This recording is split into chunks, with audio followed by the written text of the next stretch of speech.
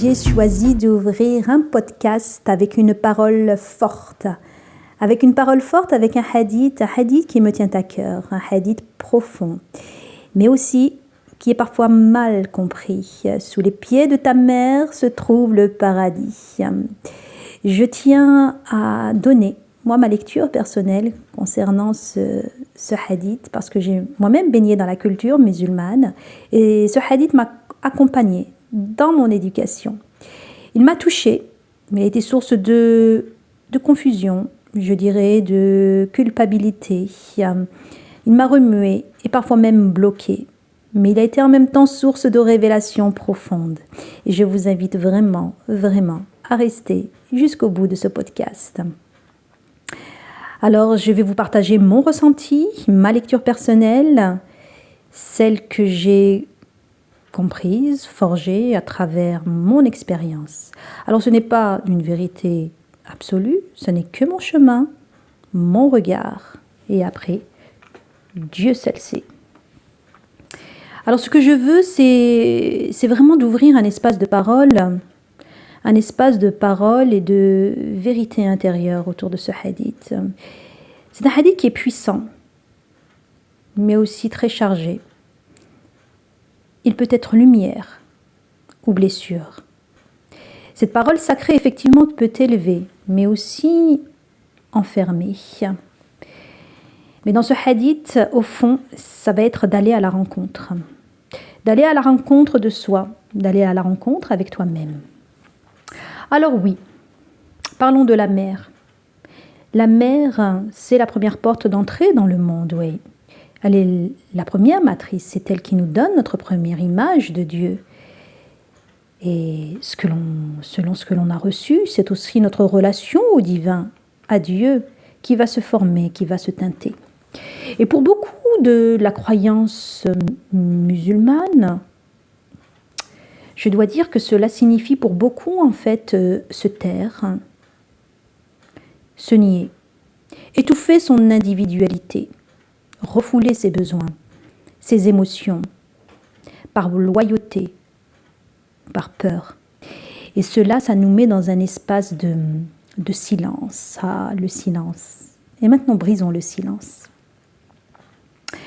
Alors, il faut comprendre aussi que qui nous sommes aujourd'hui, c'est construit déjà dès l'enfance.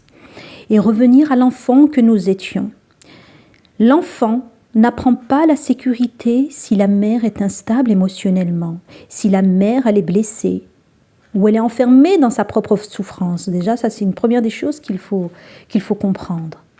Qu'est-ce que cet enfant va apprendre? Il va apprendre la peur, il va apprendre l'effacement, il va apprendre la culpabilité quand l'enfant vit avec une maman qui est instable, absente ou dans la souffrance ou violente. Et ce qui va se passer, c'est que le système nerveux de l'enfant va se dérégler. Il va rester constamment en fait en alerte, dans une sensation de danger. Il va se couper de son corps pour survivre. Et il apprend quoi?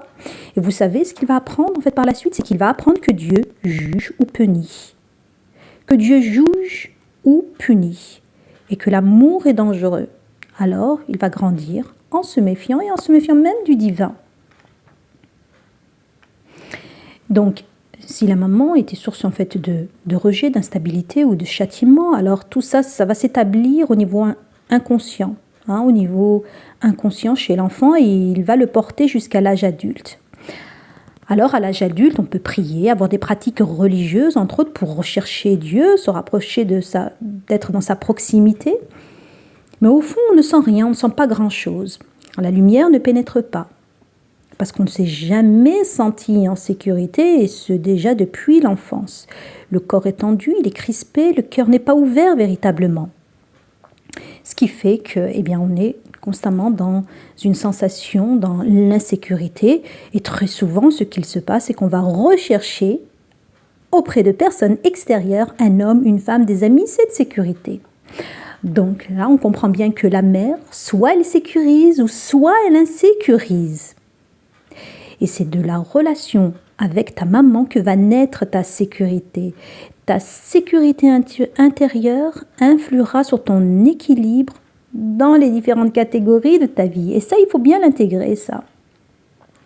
Notamment si soi-même déjà aussi, donc on est parent et qu'on est maman et qu'on éduque, et qu'on a des enfants.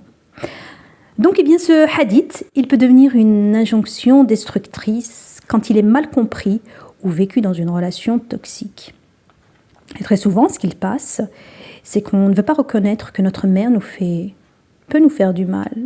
Parce qu'on a également aussi un verset aussi qui nous dit aussi d'être bienveillant aussi à l'égard de tes parents. Et donc, ça peut que conforter en fait cette espèce d'état de soumission. Donc, on préfère croire qu'on est fautif, alors on culpabilise, on s'épuise, et puis on finit par se perdre dans son chemin de vie.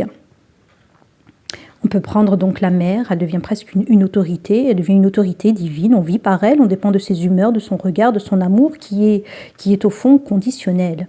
On peut culpabiliser de ne pas ressentir d'amour, peut-être même aussi d'avoir des pensées négatives vis-à-vis de sa mère. Alors le vrai danger, c'est quand on reste bloqué dans cette injonction, quand on reste bloqué dans cette injonction, dans la culpabilité, dans cette idée que l'on doit se sacrifier ou se taire parce que sous ses pieds se trouve le paradis. Alors ce qui se passe, c'est que certaines personnes, dans ce cas, s'éteignent petit à petit, s'éteignent à petit feu. Et ça, je le vois et je le vois encore. On le voit même déjà, quelque chose qui est déjà flagrant, c'est la posture. Une posture en fait qui se courbe. Ces personnes-là, elles finissent par vivre dans l'impuissance, dans le gel, dans une forme de soumission silencieuse. Mais ce qu'il faut se dire, c'est que vraiment ce mal-être, cette tension intérieure, ça n'est pas un péché, c'est même un signal. Après, il y a d'autres personnes aussi, à l'inverse, qui rejettent tout en bloc, qui coupent le lien complètement avec la mère, qui la condamnent. Et ils resteront toujours dans l'état de victimisation, où ce sera toujours, tout ce qui m'arrive, c'est la faute de ma mère. On la condamne. Alors, je vais continuer donc à développer et voir où est-ce que vous amener vraiment en fait à une meilleure compréhension, une meilleure réflexion, une prise de conscience. Donc à présent, où je veux en venir, c'est qu'à travers cette relation, c'est de trouver les cadeaux cachés. Vous allez me dire, mais comment ça des cadeaux cachés? Il n'y en a pas. Et pourtant, même dans ce cas où il y a des bénéfices, je sais de quoi je parle. Rappelons-nous également donc ce verset qui dit à côté de la difficulté, certes, et la facilité. À côté de la difficulté, certes, et la facilité. Alors, explorons davantage ce que je veux dire, ce cadeau caché. C'est donc ce chemin d'aller retrouver son espace intérieur. Aller reconnaître que la sécurité que l'on cherche ne peut venir que de soi. Et c'est dans la douleur, parfois dans cette injustice, que naît le travail intérieur. Et ce travail, il va passer par le corps, pas dans la tête. Et c'est là que la voie commence. Le véritable chemin vers soi débute. Parce que ce blocage-là, il s'ancre dans le corps. Et c'est le corps qui garde la mémoire. Oui, c'est dans le corps que le travail commence. Le vrai changement ne vient pas d'un effort mental. Il vient du moment où tu t'autorises précisément à sentir, à ressentir, car il ne suffit pas de comprendre, il faut ressentir. Ressentir pour relâcher les résistances. À force d'avoir vécu dans l'attente et dans la culpabilité ou dans la peur, ce qui s'est passé, c'est qu'on a appris à se couper de soi, à fuir son propre corps, à vivre dans la tête et surtout dans le regard de l'autre. Aujourd'hui, on ne sait même plus ce qu'on ressent. On ne sait même plus qu'on a le droit de ressentir.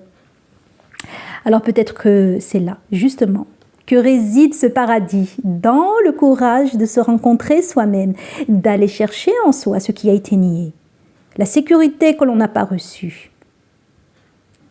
Autre point aussi, on sait aujourd'hui que les neurosciences ont démontré que le subconscient est relié au corps à 95%. Donc tout changement, tout travail, toute transformation passe par le corps. Retrouver la sécurité intérieure, c'est habiter son corps, y revenir doucement, avec tendresse. C'est donc pardonner, se pardonner, pardonner la colère qu'on a ressentie, pardonner la tristesse, les blessures qu'on a laissées s'imprimer dans notre corps.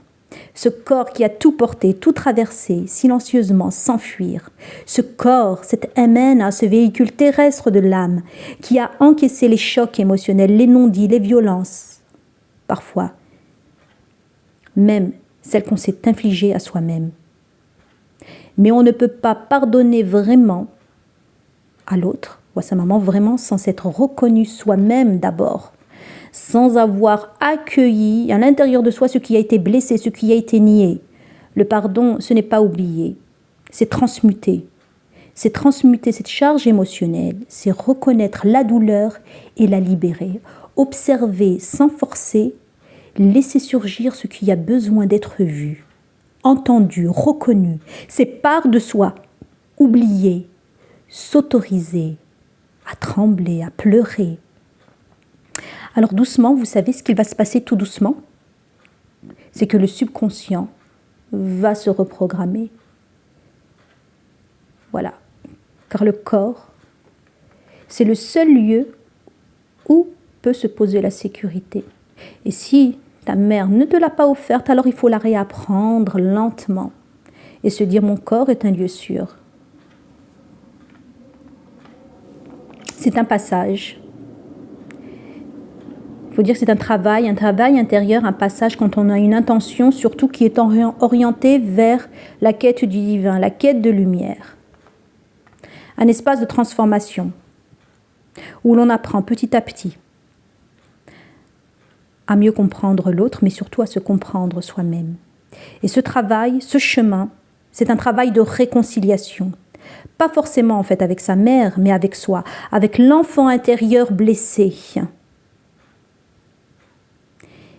À vivre libre, même si l'autre ne change pas. Pardonner à soi-même, c'est le cœur qu'on libère. Alors ce chemin, il va être exigeant et je dois dire difficile. Même s'il est fait de conflits, d'émotions fortes, de tiraillements, il contient aussi en lui la lumière.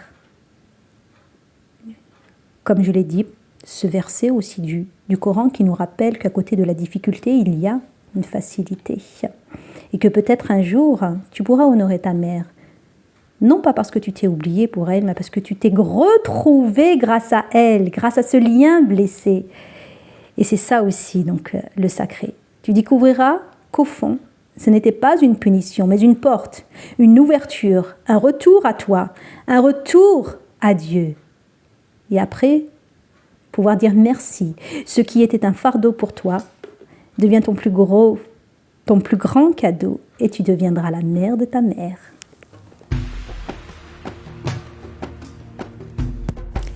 Merci de m'avoir écouté jusqu'ici.